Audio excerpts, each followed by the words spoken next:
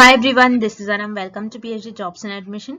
सो आज के इस वीडियो से हम इग्नू के पीएचडी एंट्रेंस एग्जामिनेशन के लिए सेशन स्टार्ट कर रहे हैं। तो हम आज से प्रीवियस ईयर क्वेश्चंस के सेशन स्टार्ट करने जा रहे हैं। जैसे कि आप स्क्रीन पर देख सकते हो, इग्नू के हम 2020 के पीवाई की स्टार्ट कर रहे हैं ऑन रिसर्च मेथोडोलॉजी, जिससे कि आपको 50 एमसीक्यूज एग्जामिनेशन में पूछा जाता है। तो आपके जो भी प्रीवियस ईयर क्वेश्चंस पेपर होते हैं और प्रीवियस ईयर जो क्वेश्चंस होते हैं आपको उसी से रिलेटेड जो कॉन्सेप्ट्स होते हैं आपको वो उसी से रिलेटेड आपको एग्जामिनेशन में क्वेश्चंस पूछे जाते हैं। उससे हटकर आपको एग्जामिनेशन में कोई क्वेश्चन नहीं पूछा जाता है।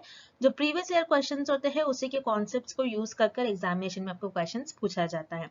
अब उसी के साथ साथ जैसे कि आप स्क्रीन पर देख सकते हो, हर एक क्वेश्चन का आपको डिटेल में एक्सप्लेनेशन मिलेगा। सारे प्रीवियस ईयर क्वेश्चंस के हम सेशन स्टार्ट करने जा रहे हैं आज से।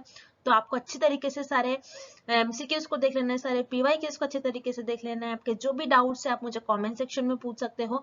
उसी के साथ साथ मैंने जैसे कि आपको स्क्रीन पर बता चुकी हूँ, इसके पहले भी काफी वीडियोस में मैंने आपके साथ शेयर कर रखा है कि हमारे इग्नू के पीएचडी एंट्रेंस एग्जामिनेशन जो आपका सेशन है 2022-2023 के लिए हमारे जो बैचेस है स्टार्ट हो चुके हैं। तो जल्द से जल्द आपको इंटर करना है हमारे बैचेस में। जैसे कि आप स्क्रीन पर देख सकते हो, नंबर आपके साथ हाईलाइट हो रहा है हमारा हर एक स्लाइड में नंबर। तो आपको जल्द से जल्द बैचेस को ज्वाइन करना है। तो चलिए ज्यादा टाइम वेस्ट नहीं करते हुए आज के हम सेशंस को हम स्टार्ट करते हैं। So let's begin with today's lecture.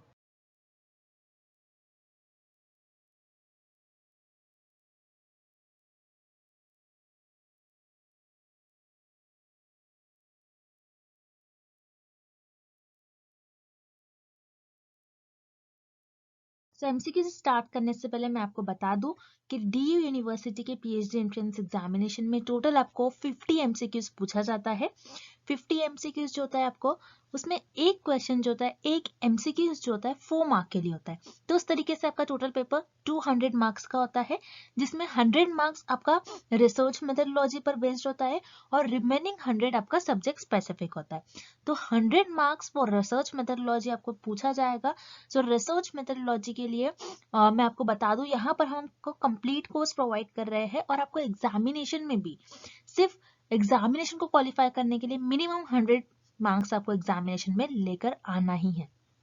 तो मैं आपको बता दूं, हमारे कोर्स के थ्रू आप इजीली पासिंग मार्क्स स्कोर कर सकते हो, यानी 100 में से 85 टू 90 मार्क्स तक आपको हम गारंटी के साथ कहते हैं कि आपको एग्जाम में आ सकता है। हमारा ये 90% गारंटीड कोर्स है, जिसमें जैसे कि आप स्क्रीन पर देख सकते हो हम आपको वीडियो लेक्चर्स प्रोवाइड करते हैं, जो कि थियोरी एमसीक्यूज दोनों वीडियो लेक्चर्स है। मॉक टेस्ट है, टोटल 10 मॉक टेस्ट है। देन उसके बाद नोट्स हम आपको प्रोवाइड करते हैं and 1500 plus revision MCQs PDF. और ये जो सारा कोर्स है आपको दोनों लैंग्वेज में देखने मिलेगा, Hindi as well as in English. तो काफी, जैसे कि मैंने आपको कहा, 90% हमारा जो कोर्स है वो हमारा जो है टेस्टेबल कोर्स है। 90% स्टूडेंट्स हमारा हर टाइम सारे जो यूनिवर्सिटी के लिए होता है 90% एंड अबव रिजल्ट होता है। तो याद रखना है, ज्यादा टाइम वेस्ट नहीं करना है। आपके एग्जामिनेशन की भी डेट रिलीज हो चुकी है, तो आपको जल्द से जल्द हमारे कोर्स को परचेस करना है। परचेस करने के लिए स्क्रीन पर जो आपको नंबर नजर आ रहा है उस पर व्हाट्सएप के थ्रू आपको हमें कांटेक्ट करना है, या फिर आप हमारे ऐप के थ्रू भी स्टडी मटेरियल को एक्सेस कर सकते हो, जिसके लिए लिंक मैंने आपके साथ नीचे comment section as well as description box में भी शेयर कर रखा है। So that's it and let's begin with the MCQs. Information available on website is an example of. Website पर उपलब्ध सूचना किसका एक उदाहरण है। इस क्वेश्चन में हमें फाइंड आउट करना है कि एक वेबसाइट है, उस वेबसाइट पर कुछ इंफॉर्मेशन अवेलेबल है। सो ये कौन से डेटा का एग्जाम्पल होगी, हमें ये पता लगाना है। मतलब एक वेबसाइट है, वेबसाइट पर कुछ सूचना उपलब्ध है। सो ये जो आपकी सूचना उपलब्ध है ये कौन सा उदाहरण होगी, कौन से आंकड़े का उदाहरण होगी, हमें ये पता लगाना है। सो याद रखिए, वेबसाइट पर आपकी इंफॉर्मेशन प्रेजेंट है। सो ये आपके सेकेंडरी डेटा का एग्जाम्पल होगी, मतलब आपके द्वितीयक आंकड़े का एग्जाम्पल होगी, मतलब आपके द्वितीयक आंकड़े का उदाहरण होगी अगर आपके कोई वेबसाइट पर सूचना उपलब्ध है तो। अब किस तरीके से, अब जैसे इस क्वेश्चन में आपको बताया गया है वेबसाइट पर कुछ इंफॉर्मेशन अवेलेबल है। जैसे आपके रिसर्च में दो टाइप का डेटा होता है, एक होता है प्राइमरी और सेकेंडरी। सो सेकेंडरी डेटा, उसी तरीके से सेकेंडरी डेटा क्या होता है, जिसमें आपके पास इंफॉर्मेशन ऑलरेडी अवेलेबल हो, आपके पास इंफॉर्मेशन ऑलरेडी अवेलेबल हो, उसे हम कहते हैं सेकेंडरी डेटा। उसी तरीके से वेबसाइट पर कुछ इंफॉर्मेशन अवेलेबल है तो ये आपका सेकेंडरी डेटा का एग्जाम्पल होगा। अब प्राइमरी डेटा क्या होता है? प्राइमरी डेटा जो रिसर्चर खुद जनरेट करते हैं उससे हम कहते हैं प्राइमरी डेटा। प्राइमरी डेटा जो आपके शोधकर्ता खुद उस इंफॉर्मेशन को कलेक्ट करते हैं उसे हम कहते हैं प्राथमिक आंकड़े। ऐसे आंकड़े जो रिसर्चर जो आपके शोधकर्ता खुद जनरेट करते हैं, खुद इंफॉर्मेशन को कलेक्ट करते हैं, उसे हम कहते हैं प्राथमिक डेटा और प्राइमरी डेटा। सो यहाँ पर वेबसाइट पर इंफॉर्मेशन अवेलेबल है तो ये आपके सेकेंडरी डेटा का एग्जाम्पल हो गया, ना कि प्राइमरी डेटा। सो यहाँ पर जो आपका ऑप्शन ए है ये गलत हो जाएगा। देन हम ऑप्शन सी और डी भी देख लेते हैं। Option C internet data. Internet data मतलब इंटरनेट आंकड़े क्या होते हैं आपके, जो आप इंटरनेट कनेक्ट करते हो, इंटरनेट से आप जो भी इंफॉर्मेशन कलेक्ट करते हो इंटरनेट पर, आप इंटरनेट कनेक्ट करोगे, इंटरनेट से आपको जो भी इंफॉर्मेशन मिल रही है वो इंटरनेट का डेटा होगा। सो यहाँ पर ये भी आपका सही आंसर नहीं होगा। सो यहाँ पर जो आपका ऑप्शन सी जो विकल्प सी है इंटरनेट आंकड़े, ये भी गलत हो जाएगा। Then option D research data. Research data मतलब आपके शोधपरक आंकड़े। सो वेबसाइट पर कुछ इंफॉर्मेशन अवेलेबल है, अब वो इंफॉर्मेशन कुछ भी हो सकती, जरूरी नहीं हो कि वो आपके रिसर्च का ही डेटा होगा, मतलब आपके जो रिसर्च के आंकड़े वही हो, कोई भी दूसरी भी इंफॉर्मेशन अवेलेबल हो सकती है। सो आपके यहाँ पर जो रिसर्च डेटा है ये भी इस क्वेश्चन का गलत आंसर हो जाएगा। इस क्वेश्चन का ऑप्शन डी भी गलत विकल्प है। इस क्वेश्चन का आपका जो सही आंसर होगा वो है ऑप्शन बी सेकेंडरी डेटा, जिसे हम कहते हैं द्वितीयक आंकड़े। इन वेबसाइट पर कुछ इंफॉर्मेशन अवेलेबल है, मतलब आपके वेबसाइट पर कुछ सूचना उपलब्ध है, तो ये आपके द्वितीयक आंकड़े का एग्जाम्पल होंगे, मतलब आपके सेकेंडरी डेटा का एग्जाम्पल होगी। सो यहाँ पर आपका ऑप्शन बी सही हो जाएगा। Next question, expert opinion survey is conducted on a topic of research when previous information is। विषय विश्लेषण सर्वेक्षण शोध की वस्तु पर किया जाता है जब पिछली सूचना। इस क्वेश्चन में हमें फाइंड आउट करना है कि आप आपके रिसर्च में एक टॉपिक पर आपने सर्वे कंडक्ट करवाया और सर्वे में आपने एक्सपर्ट से ओपिनियन लिया। सो आपने जब एक्सपर्ट से ओपिनियन लिया तब आपके पास जो प्रीवियस इंफॉर्मेशन थी क्या वो अवेलेबल थी या फिर अवेलेबल नहीं थी या फिर इलस्ट्रेटिव थी, हमें ये फाइंड आउट करना है। तो आपको याद रखना है, आप रिसर्च में सर्वे करवाते हो, जब भी आप रिसर्च में आपके सर्वे करवाओगे और किसी एक्सपर्ट से आप ओपिनियन लोगे, मतलब एक्सपर्ट्स का इंटरव्यू लोगे, उनके ओपिनियन, उनके एक्सपीरियंस, उनकी इंफॉर्मेशन, उनकी नॉलेज को जानोगे आप, तो यहाँ पर आप क्या करोगे, कुछ नई इंफॉर्मेशन आप कलेक्ट करोगे। और जब आप नई इंफॉर्मेशन कलेक्ट करते हो, किसी एक्सपर्ट को ओपिनियन ले रहे हो, आप सर्वे कंडक्ट करवा रहे हो, तो आप ऐसी चीजों पर सर्वे कंडक्ट करवाते हो जिसमें आपके पास इंफॉर्मेशन अवेलेबल नहीं हो। तो याद रखिएगा, अगर आप सर्वे कंडक्ट करवा रहे हो तो आपके पास जो इंफॉर्मेशन होती है, जो सूचना होती है, आपके पास पिछली सूचना कोई भी अवेलेबल नहीं होती है, वो उपलब्ध नहीं होती है। सो याद रखना है, अगर आप सर्वे कंडक्ट करवा रहे हो जिसमें आप अपने एक्सपर्ट से ओपिनियन ले रहे हो, तो यहाँ पर आपके पास जो प्रीवियस इंफॉर्मेशन होगी, प्रीवियस इंफॉर्मेशन उस टॉपिक पर आपके पास अवेलेबल नहीं होगी। सो यहाँ पर जो आपका ऑप्शन बी है, जो आपका विकल्प भी है गैर उपलब्ध, ये आपका सही ऑप्शन हो जाएगा, सही विकल्प हो जाएगा। अब इस क्वेश्चन में जो आपके रिमेनिंग ऑप्शन है जो इनकरेक्ट है उससे भी हम एक बार देख लेते हैं। अवेलेबल जिसे हम कहते हैं उपलब्ध है आपके पास कुछ इन्फॉर्मेशन। सो यहाँ पर अगर आपके पास इंफॉर्मेशन उपलब्ध है तो आप सर्वे क्यों करवाओगे? अगर आपके पास कोई इंफॉर्मेशन अवेलेबल है तो उस पर आप फिर से सर्वे क्यों करवाओगे? अपना टाइम क्यों इतना वेस्ट करोगे आप? तो आपको याद रखना है, जब आप सर्वे करवाते हो तो ऐसे टॉपिक पर सर्वे करवाते हो जिसमें आपके पास इंफॉर्मेशन पहले से अवेलेबल नहीं होती है। सो यहाँ पर जो आपका ऑप्शन ए है ये गलत हो जाएगा, आपका विकल्प ए इनकरेक्ट हो जाएगा। देन ऑप्शन सी इलस्ट्रेटिव, जिसे हम कहते हैं निर्दर्शी हो। मतलब इलस्ट्रेटिव का मतलब है जो कि वेल एक्सप्लेन्ड हो, जो कि आपको अच्छी तरीके से एक्सप्लेन किया गया हो। मतलब इसी इलस्ट्रेटिव का मतलब ही आप देखते हो कि अवेलेबल ही होगा आपके पास इंफॉर्मेशन, ऑलरेडी आपके पास इंफॉर्मेशन अवेलेबल है तो आप सर्वे क्यों करवाओगे? जैसे आपको ऑप्शन ए में मैंने कहा था कि आपके पास ऑलरेडी इंफॉर्मेशन अवेलेबल, आपकी जो इंफॉर्मेशन है वो अच्छी तरीके से आपके पास एक्सप्लेन है, तो आप किसी का ओपिनियन क्यों लोगे? आप फिर से उसके ऊपर सर्वे क्यों करवाओगे? क्यों अपना आप टाइम वेस्ट करोगे? तो ऐसे सर्वे आप करवाए जाते हैं रिसर्च में, आप ऐसे टॉपिक पर सर्वे करोगे, एक्सपर्ट्स का ऐसा ओपिनियन लोगे जिसमें आपके पास उस टॉपिक पर पहले से इंफॉर्मेशन अवेलेबल नहीं होगी।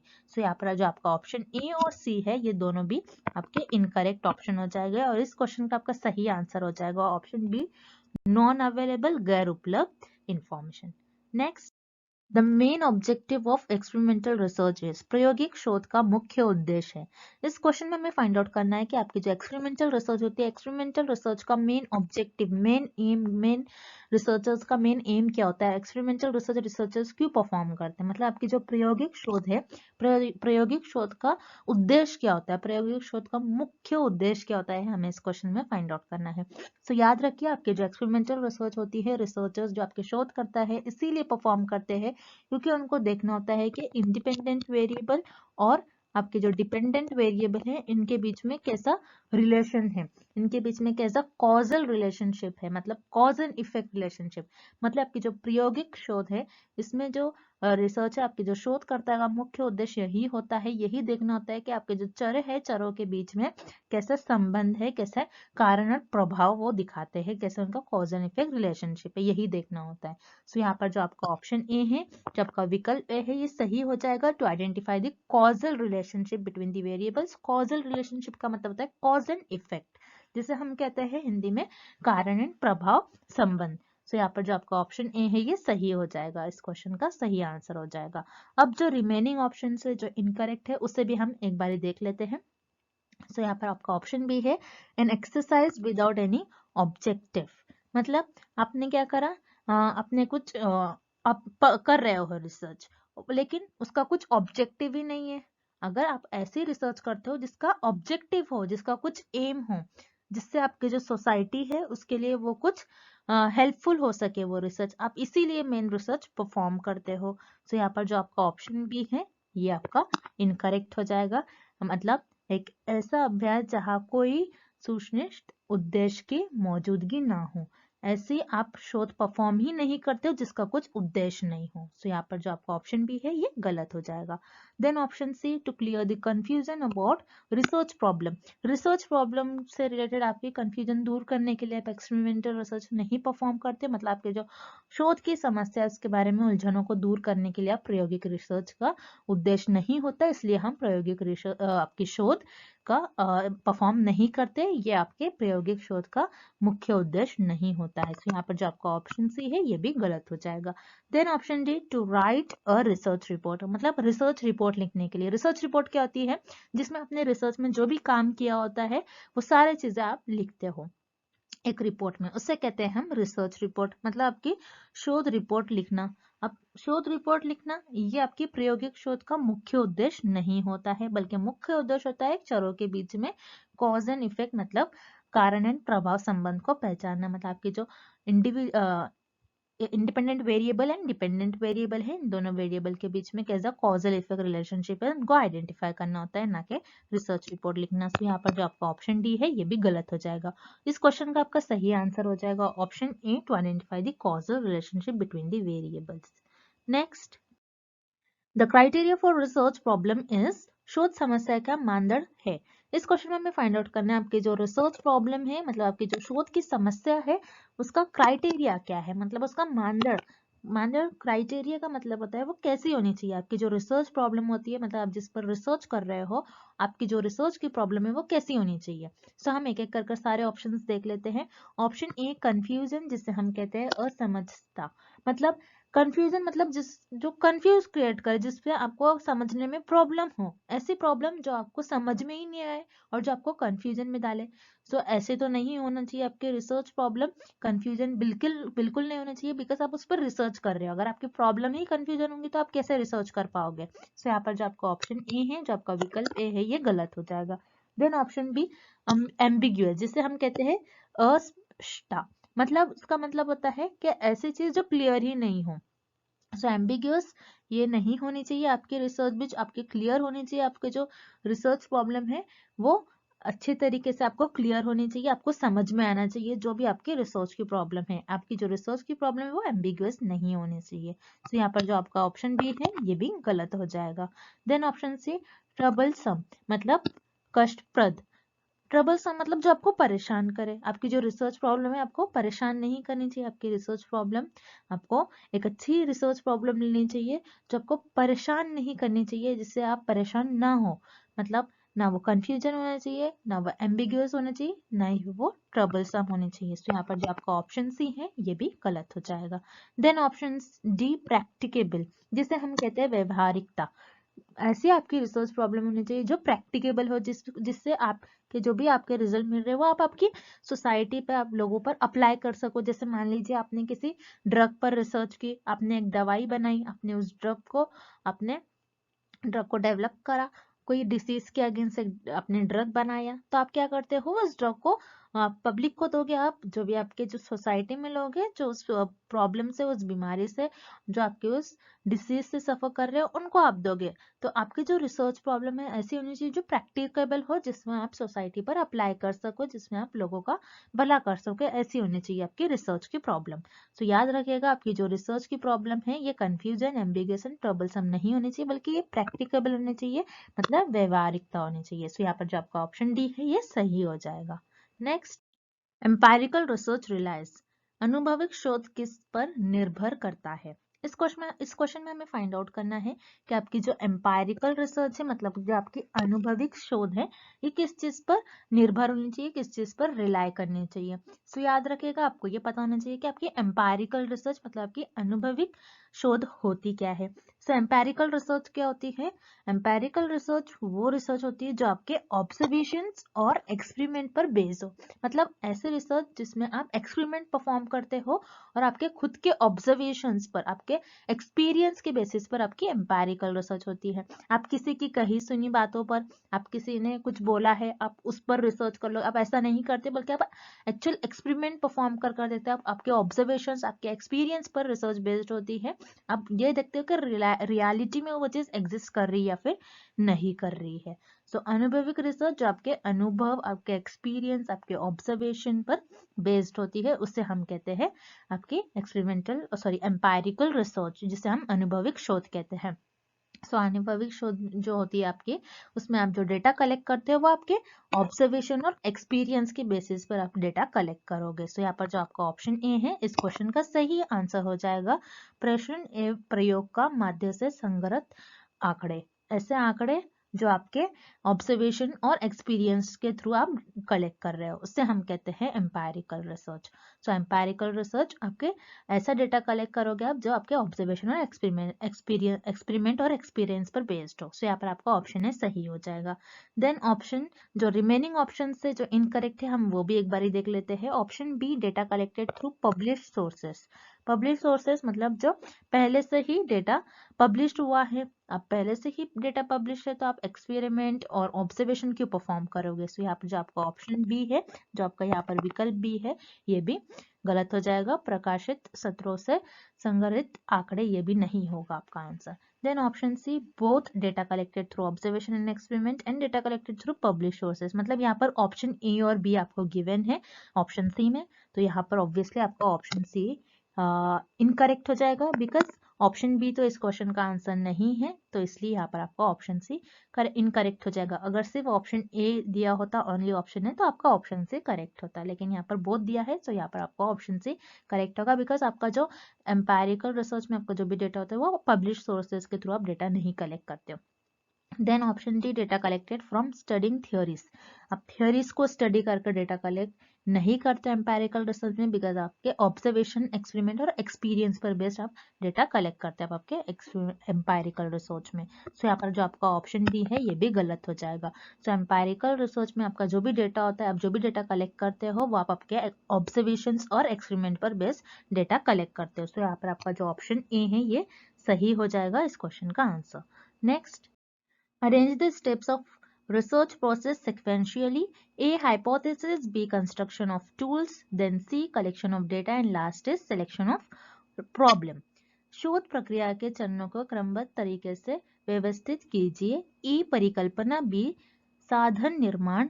C, आंकड़ा संग्रहण. एंड D is समस्या का चयन। सो इस क्वेश्चन में हमें रिसर्च प्रोसेस के कुछ स्टेप्स गिवन है, आपके जो शोध प्रक्रिया है उसके कुछ चरणें हमें गिवन है और हमें उन्हें सही तरीके से अरेंज करना है और उन्हें हमें और फाइंड आउट करना है इस क्वेश्चन का सही आंसर क्या होगा। सो याद रखिए, आपके रिसर्च प्रोसेस में आपका जो फर्स्ट स्टेप होता है, किसी भी रिसर्च प्रोसेस का फर्स्ट स्टेप आपका होता है कि आप आपकी प्रॉब्लम सिलेक्ट करोगे। फर्स्ट आप क्या करते हो, आपका समस्या का चयन करते हो, मतलब आपकी जो भी आपकी समस्या है, जो भी आपकी प्रॉब्लम है, उसको आप सिलेक्ट कर लोगे। देन यहाँ पर आपका जो ऑप्शन डी है ये फर्स्ट पर आ जाएगा। देन उसके बाद आप क्या करोगे, आपने आपकी रिसर्च की प्रॉब्लम सिलेक्ट कर ली। देन उसके बाद आप हाइपोथेसिस ले डाउन करेंगे, जिसे हम कहते हैं परिकल्पना। सो यहाँ पर आपकी जो सेकेंड स्टेप होगी वो होगी हाइपोथेसिस, जिसे हम परिकल्पना कहते हैं। हाइपोथेसिस क्या होता है, एक टेंटेटिव स्टेटमेंट होता है, मतलब एक टेम्पररी स्टेटमेंट होता है जो आपके रिसर्चर के, जो आपके शोधकर्ता के अनुभव, उनके एक्सपीरियंस पर बेस्ड होता है। सो यहाँ पर जो आपका सेकेंड स्टेप हो जाएगा वो हाइपोथेसिस हो जाएगा। देन हाइपोथेसिस ले डाउन करने के बाद आप कंस्ट्रक्शन ऑफ टूल करोगे, मतलब आप टूल का सिलेक्शन करोगे कि आप किस टूल से आप डेटा कलेक्ट करने वाले हो। तो यहाँ पर जो आपका थर्ड पोजीशन पर है ये आ जाएगा आपका साधन निर्माण, मतलब कंस्ट्रक्शन ऑफ टूल्स।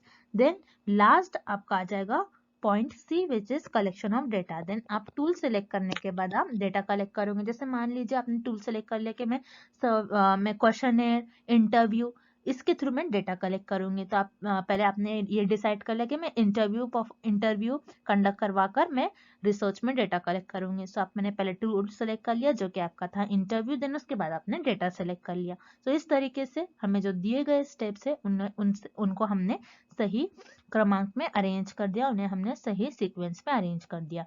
सो ये सीक्वेंस हमें ऑप्शन बी में गिवन है। सो यहाँ पर आपका करेक्ट ऑप्शन हो जाएगा ऑप्शन बी।